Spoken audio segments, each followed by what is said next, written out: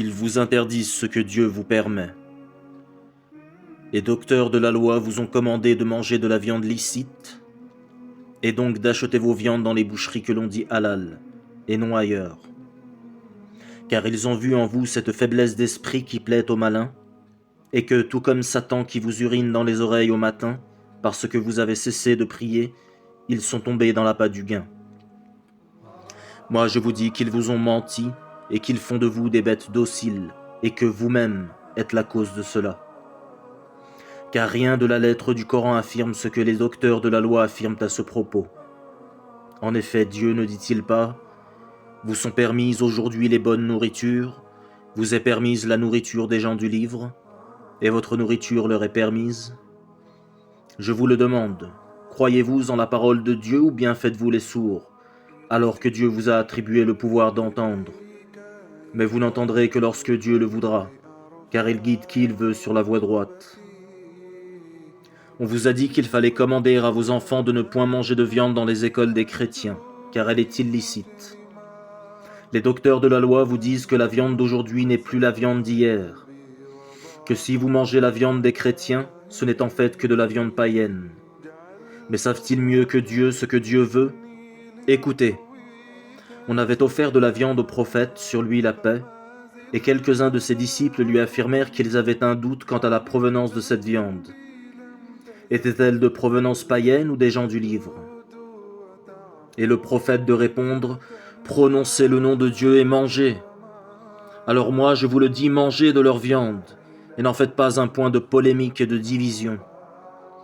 Ne voyez-vous pas que les gens du livre vous ritonnent car eux savent la vérité venant de Dieu, car ils lisent la parole, mais que vous ne le faites pas? Et ils ont en effet trouvé que Dieu allait contre les docteurs de la loi, alors qu'eux-mêmes ne croient pas. Moi je vous le dis, le grand tsunami était certes un des signes de Dieu. Et comme vous l'ont si bien appris les docteurs de la loi, tant ils le répètent dans leurs sermons, pour vous effrayer plus que pour faire grandir en vous votre foi en le Seigneur. Lorsque Dieu châtie, son châtiment est terrible.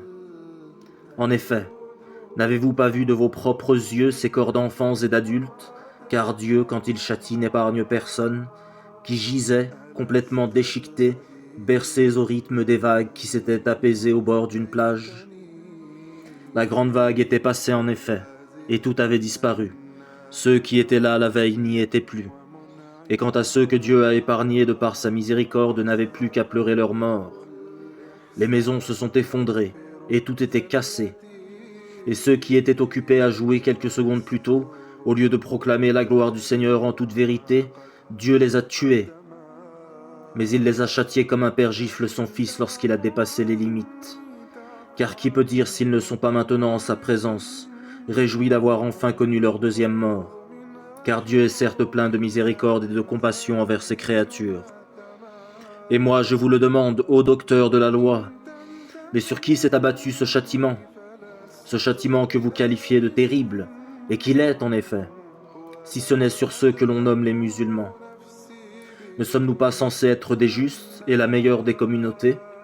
Et Dieu châtie-t-il les justes? Mais moi je vous le dis, nous sommes injustes et le Seigneur est en colère contre nous.